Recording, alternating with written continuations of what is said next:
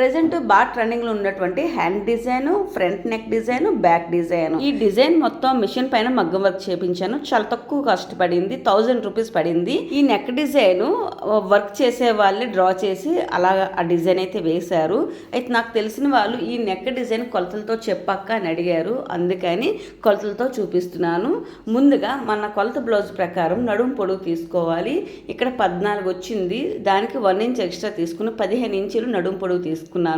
తర్వాత shoulder 7.5 inches పెడుతున్నాను. మనం బోట్ నెక్కి ఎలాగైతే పెడతాం సేమ్ అలానే పెట్టుకోవాలి. అలాగే ఆర్మ్ హోల్ 7 ఇంచెస్ పెడుతున్నాను. తర్వాత బ్లౌజ్ యొక్క వెడల్పు నార్మల్ బ్లౌజ్కి ఎలాగైతే వెడల్పు తీస్తామో సేమ్ అలానే తీసుకోవాలి. ఇక్కడ 11 ఇంచులు బ్లౌజ్ యొక్క వెడల్పు తీసుకుంటున్నాను. ఏదైతే ఆర్మ్ హోల్ 7 ఇంచెస్ డ్రా చేసామో ఆ లైన్ నుంచి, అంటే అక్కడ 7 నుంచి 11కి ఇక్కడ లైన్ తీసుకొని తర్వాత స్ట్రైట్ లైన్ అయితే తీసుకోవాలి. ఇది బ్లౌజ్ యొక్క కొలత. అంటే మామూలు మీ బ్లౌజ్ కొలత ప్రకారం బోట్ నెక్ బ్లౌజ్కి ఎలాగైతే కొలత తీసుకుంటాం సేమ్ అలానే తీసుకోవాలి. ఇక్కడ ఆర్మ్ హోల్ రౌండ్ కూడా తీసుకుంటున్నాను. ఇప్పుడు షోల్డర్ దగ్గర 3 ఇంచెస్ మార్క్ చేస్తున్నాను. అంటే బోట్ నెక్కి ఎప్పుడు కూడా 3 ఇంచెస్ కదా, సేమ్ అదంతా సేమ్ అలానే ఉంటుంది.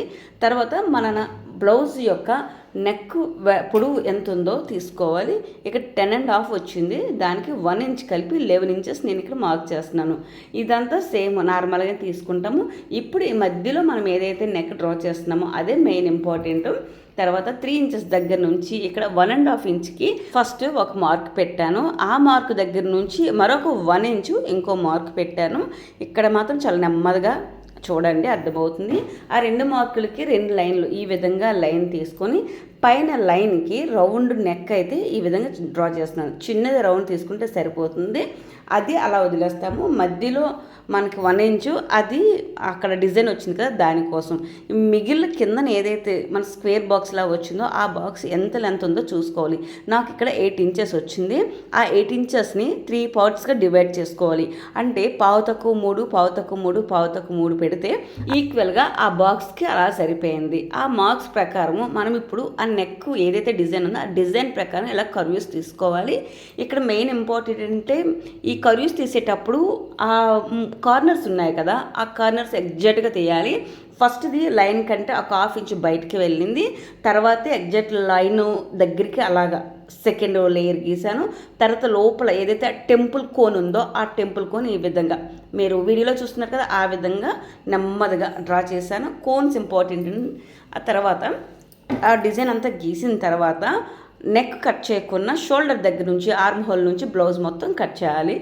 నెక్ ఇప్పుడు దీనికి కట్ చేయము, ఎందుకంటే బ్లౌజ్కి ఆల్రెడీ వర్క్ ఉంది కాబట్టి మనకి అప్ అండ్ డౌన్స్ ఉండే అవకాశం ఉంది, అందుకని ముందుగా కట్ చేయకూడదు. ఇప్పుడు వర్క్ చేసిన బ్లౌజ్ని మిడిల్లోకి ఫోల్డ్ చేసి ఇప్పుడు లైనింగ్ పెట్టుకొని ఇప్పుడు సైడ్స్ అలా కట్ చేయాలి. ఇక్కడ ఒక చిన్న మిస్టేక్ చేశాను, ఏంటంటే అక్కడ వీడియో రన్ అవుతుంది అనుకున్నాను, ఆటోమేటిక్గా ఒక కాల్ వచ్చేసరికి వీడియో అక్కడ కట్ అయిపోయింది.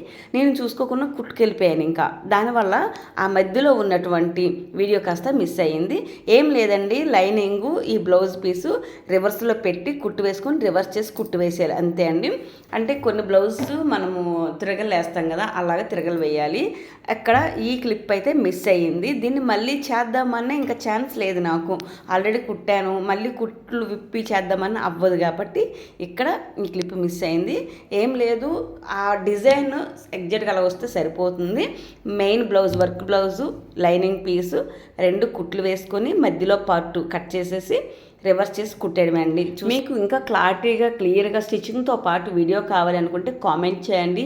ఎక్కువ మంది కామెంట్ చేస్తే కనుక ఇలా వర్క్ బ్లౌజ్ కాదు ప్లెయిన్ బ్లౌజ్ మీద neck drawing plus cutting stitching కూడా క్లియర్గా పెడతాను. మీకు ఈ వీడియో నచ్చింది అనుకుంటున్నాను. మీకు నచ్చితే కనుక ప్లీజ్ లైక్ చేసి కామెంట్ చేయండి. అలాగే కొంచెం సబ్స్క్రైబ్ చేసి సపోర్ట్ చేయండి.